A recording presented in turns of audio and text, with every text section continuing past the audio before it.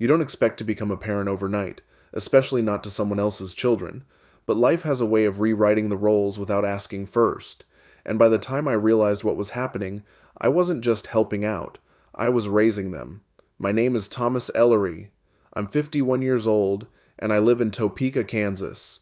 I never planned on having kids, not because I disliked them, I just didn't see myself as the father type. I worked as a mechanic, rented a modest house near the edge of town, and lived a quiet life. Most days started with coffee and ended with oil-stained hands and silence. Then my sister and her husband died in a car crash. One second I was fixing brakes in the back of the shop. The next, I was standing in a sterile hallway of a hospital, blinking under fluorescent lights, trying to process words like guardianship, custody, and next of kin. 3 kids. Ava, 10. Liam, 7. Grace, barely 4. I hadn't even seen them in 6 months. Not because I didn't care, but because my sister and I weren't close anymore. Life had gotten in the way, her husband's military relocations, my long hours, missed holidays, silent birthdays. And yet suddenly I was all they had. The state wanted to place them in foster care until longer-term arrangements could be made. I couldn't let that happen. "I'll take them," I said, before I'd even really thought it through. Their family. I didn't know what I was doing. I didn't have furniture for children. I didn't even have enough beds. But that night, all 3 of them were asleep on my living room floor. Ava curled up with a blanket, Liam holding a toy dinosaur, and Grace's thumb in her mouth like the world hadn't just collapsed. And in that moment, I knew. This wasn't temporary. The early days were chaos. I had to buy bunk beds, clothes, school supplies, and figure out how to pack 3 lunches while getting everyone out the door before 7:30 a.m. Grace cried every night for her mom, Liam wet the bed, Ava wouldn't speak above a whisper, and I was just trying to survive without breaking anything, including myself. I burned dinners, I forgot permission slips, I showed up late to work so many times my boss started side-eyeing me during morning briefings, but I kept showing up, because they needed me to. Slowly, the house adjusted. I found a rhythm. Mondays were cereal days, Thursdays were laundry marathons, and Saturday mornings were for cartoons and pancakes. It wasn't picture perfect, but it was ours. Then came the court hearings. I didn't have legal guardianship yet. The state required home visits, psychological evaluations, financial records. There were caseworkers, attorneys, judges, and endless paperwork. One hearing dragged on for 3 hours, with a woman from Child Services grilling me like I was on trial. "Do you have experience raising children?" "No." "Are you financially stable?" "I get by." "Do you have a support system?" I hesitated. "Not really." That answer didn't go over well, but Ava stood up in the middle of it and said, "We don't want to go anywhere else. We want to stay with Uncle Tom." That changed everything. I got temporary guardianship 2 weeks later. Months passed. Liam started joining the soccer team. Grace began singing around the house. Ava came home one day with a C+ in science and looked devastated, which I took as progress. I wasn't the perfect parent, but I was present. And eventually, I started to believe we were going to be okay. Until their grandparents showed up. Their arrival wasn't dramatic. It started with a letter. A formal typed message from a law firm, informing me that the maternal grandparents, Alan and Margaret Callahan, were seeking full custody. I sat at the kitchen table staring at the envelope, the kids' backpacks still piled by the door. Ava came in and saw my face. "What is it?" she asked. "Just something I need to take care of," I said, folding the paper.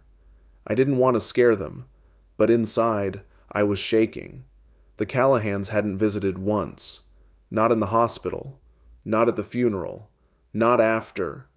Now, they wanted custody? I called my lawyer, a quiet older man named Richard I'd met through a former client. He didn't flinch. They'll need to prove you're unfit, and from what I've seen, they don't have a case. Still, it went to court. They painted me as unstable, said I had no parenting experience, that I lived in a modest home in a working-class neighborhood, that I wasn't giving them the lifestyle they deserved. Margaret even claimed Ava looked malnourished, which made the judge raise an eyebrow, because Ava had just passed her physical with glowing marks. They had money, influence, and a polished story, but I had something they didn't. The kids. Ava testified again. So did Grace. Liam was too young, but his social worker submitted a written statement based on her visits. "We don't want to leave," Ava said, her voice clear and calm. "Uncle Tom is our home now." I looked over at the Callahans. Margaret's lips were pursed so tightly they looked white. Alan stared straight ahead, stone-faced. The judge ruled in my favor. I was granted permanent guardianship. The kids and I celebrated with pizza and ice cream that night. For the first time in nearly a year, I felt like I could breathe. The seasons passed quietly. We fell into a rhythm. School, work, dinner, homework, bedtime stories, weekends at the park, the occasional movie night, and long drives, just to talk. Ava joined the debate team. Grace started writing poetry. Liam became obsessed with dinosaurs. I learned how to braid hair, pack lunches, and explain fractions without losing my mind. I wasn't perfect, but I showed up every day. One night after Liam finally fell asleep, I found Grace sitting at the kitchen table with her notebook. She looked up. "Did you ever want kids of your own?" I paused. "Yeah," I said honestly, "but life had other plans." She nodded, biting her lip. Then, "I'm glad it turned out this way." I blinked. "You are?" She shrugged. "If it didn't, we wouldn't be here, and you wouldn't be my person." It hit me harder than I expected. Not father, not uncle, not guardian, her person. After that, I stopped worrying so much about titles. Not everything was easy.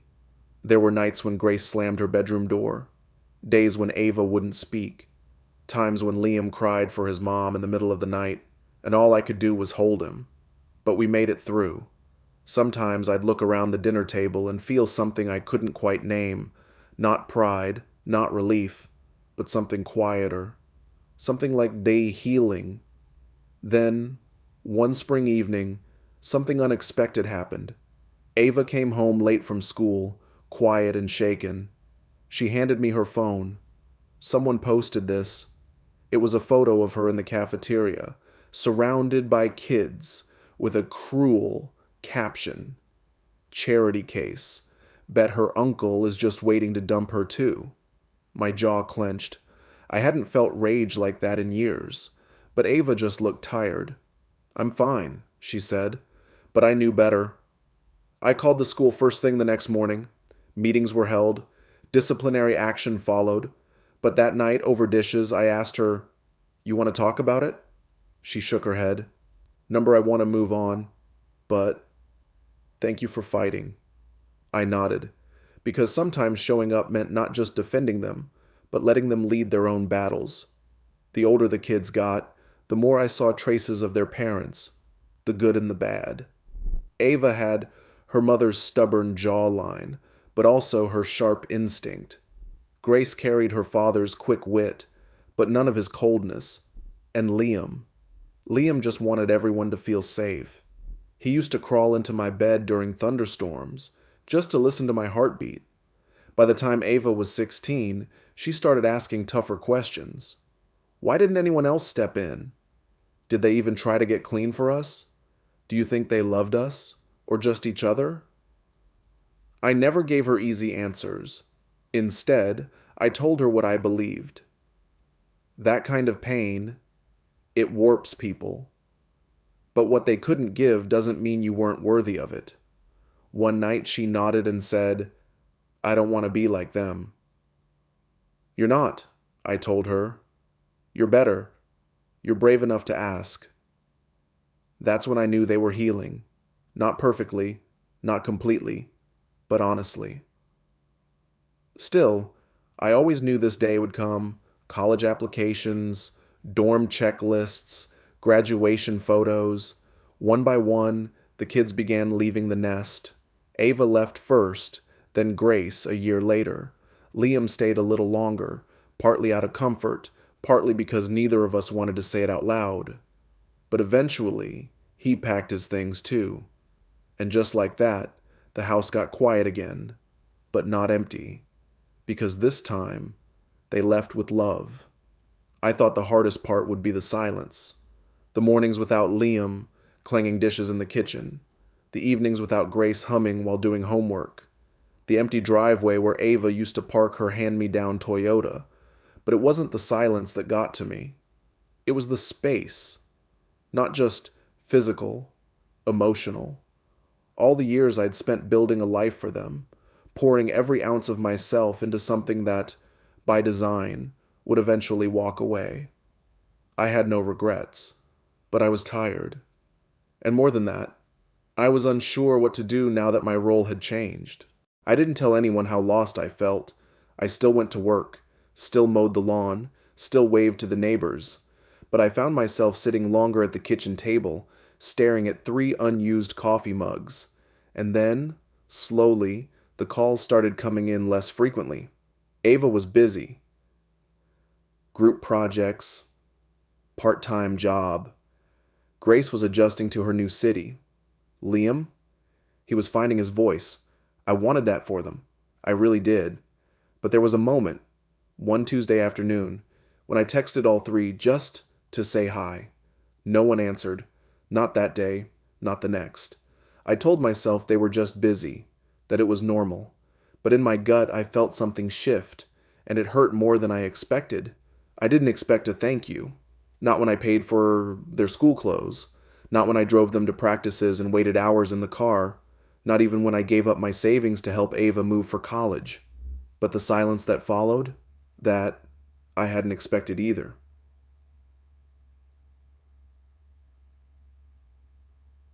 One morning I got a voicemail from a number I didn't recognize. It was Grace, her voice bright, upbeat. "Hey, Uncle Thomas. Just letting you know I made it to Chicago. The apartment's a little smaller than I thought, but it's mine. You know? Thanks for helping me with the deposit. I'll call soon." She didn't. Liam texted me 2 weeks later. "Can you send over the old tax forms? I need them for FAFSA. No. How are you? No. Thanks again. Just a file request." Ava, the one I raised through her panic attacks and graduation tears, didn't even message me when she got promoted at her new job. I found out through a LinkedIn notification. And that was the pattern. I didn't exist until something was needed. And when I finally confronted myself with the question, was this what I raised them for? I couldn't answer. I still remembered those nights with fevers and scraped knees, whispered encouragements before school presentations, and bedtime stories that lasted longer than they should have. And now, I was just a saved number in their phones. Convenient. Silent. It wasn't that they turned their backs all at once. It was gradual. Quiet. Like watching a tide pull away. I tried not to take it personally. I told myself they were just busy. Adjusting. Finding their way in the world. But late at night, when the house was still, I would catch myself staring at the hallway, the one that used to echo with laughter, with slammed doors and running feet. And I'd realize it wasn't just that they'd moved out, they'd moved on, and I hadn't. It hit hardest on holidays. Thanksgiving came, and I roasted a small chicken instead of a turkey, just for me. I sent out invites weeks ahead. Grace never responded.